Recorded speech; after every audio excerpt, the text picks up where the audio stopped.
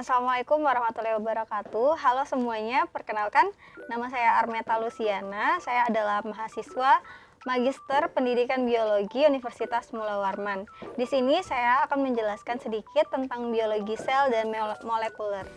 Pertama-tama ada pengertian sel. Jadi, sel adalah unit terkecil dari kehidupan yang memiliki bentuk dan ukuran yang berbeda-beda tergantung tempat dan fungsi dari jaringan disusunnya sel tersebut. Sel pertama kali ditemukan oleh Robert Hooke pada tahun 1665. Sejarah ditemukannya teori tentang sel diawali dengan penemuan mikroskop yang menjadi sarana untuk mempermudah melihat struktur sel. Nah, di sini ada struktur dan fungsi dari organel-organel sel. Yang pertama ada dinding sel. Dinding sel merupakan komponen sel yang terdapat pada sel tumbuhan. Sel hewan tidak memiliki komponen ini. Nah, dinding sel membentuk bentuk sel, berfungsi sebagai penguat dan melindungi protoplas. Dinding sel mempunyai ketebalan yang bervariasi tergantung umur atau tipe sel. Pada umumnya, sel yang masih muda berdinding tipis dan sel yang dewasa berdinding tebal. Tetapi, ada beberapa sel yang tidak memiliki penebalan dinding. Selanjutnya ada membran plasma. Membran plasma atau biasa disebut dengan membran sel merupakan selaput terluar sel yang tersusun dari molekul lipoprotein dan molekul-molekul lain yang menyempurnakan struktur membran plasma. Protein pada struktur membran plasma tersebut berupa protein intrinsik atau integral yang merupakan protein yang berada di sela-sela fosfolipida, dan protein ekstrinsik merupakan protein yang terdapat di permukaan fosfolida. Di sisi luar membran plasma, fosfolida berikatan dengan molekul glukosa membentuk ikatan glikolipida. Protein berikatan dengan glukosa membentuk ikatan glikoprotein. Berikutnya ada fosfolipida. Secara struktural, membran plasma tersusun atas fosfolipida bilayer atau dua lapisan lemak yang berikatan dengan fosfat. Fosfolipid merupakan molekul fosfat bagian kepala dan molekul lemak atau bagian ekor yang mirip dengan kepala dan ekor. Berikutnya ada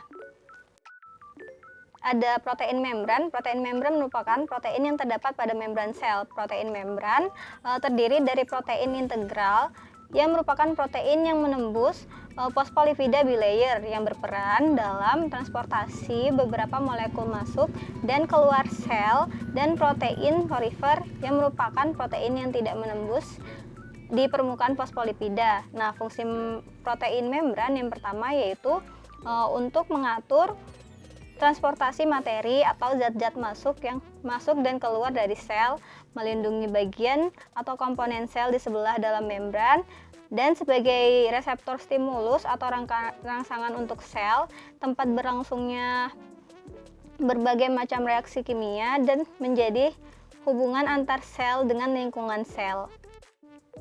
Selanjutnya ada nukleus dan dinding sel. Nukleus atau inti sel merupakan komponen sel yang bermembran yang berbentuk bulat atau lonjong seperti cakram.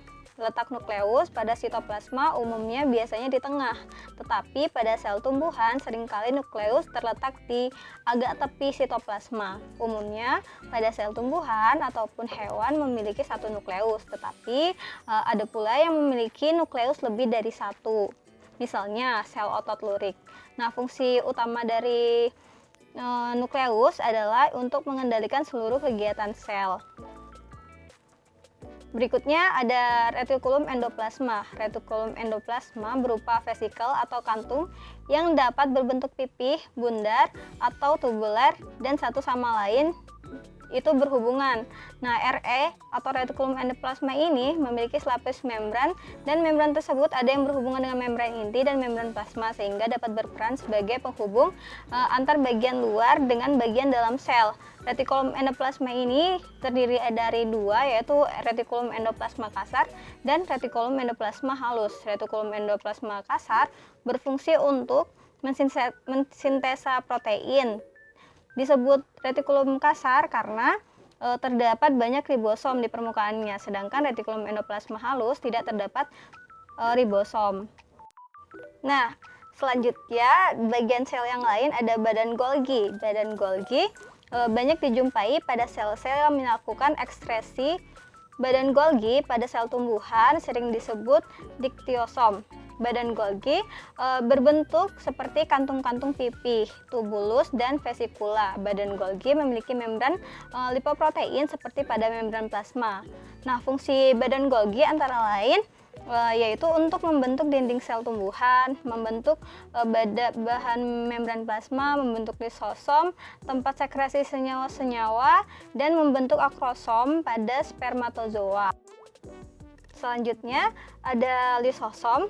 Lisosom memiliki beberapa fungsi sebagai berikut, yaitu untuk mencerna zat makanan hasil fagositosit atau makanan berupa padatan, mencerna cadangan makanan, menghancurkan organel sel yang telah rusak atau sudah tua, menghancurkan benda yang berada di luar sel.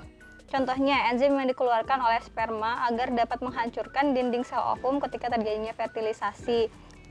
Lalu fungsi yang lain yaitu untuk menghancurkan zat asing, misalnya yang memiliki sifat karsinogen yang dapat menyebabkan kanker, dan menghancurkan diri sel sendiri, yakni dengan cara melepas semua enzim yang berada di dalam lisosom.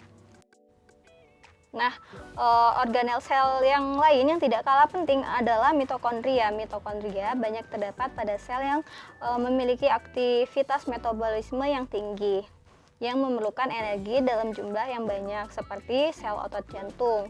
Nah, mitokondria umumnya berbentuk bulat lonjong atau elips dengan diameter 0,5 dan panjang 0,5 sampai dengan 1. Mitokondria diselubungi membran rangkap, yaitu membran luar dan membran dalam. Selanjutnya ada ribosom. Ribosom merupakan organel bermembran, yakni berisi untai RNA dan protein yang beragam, karbohidrat, sedikit lemak, dan mineral. Nah, struktur ribosom ini terdiri dari dua bagian, yakni subunit kecil dan subunit besar. Fungsi ribosom adalah sebagai tempat terjadinya sintesa protein, yakni tempat berikatannya asam-asam amino. Baik, sekian dari saya mengenai struktur-struktur sel. Terima kasih, apabila ada salah kata mohon dimaafkan.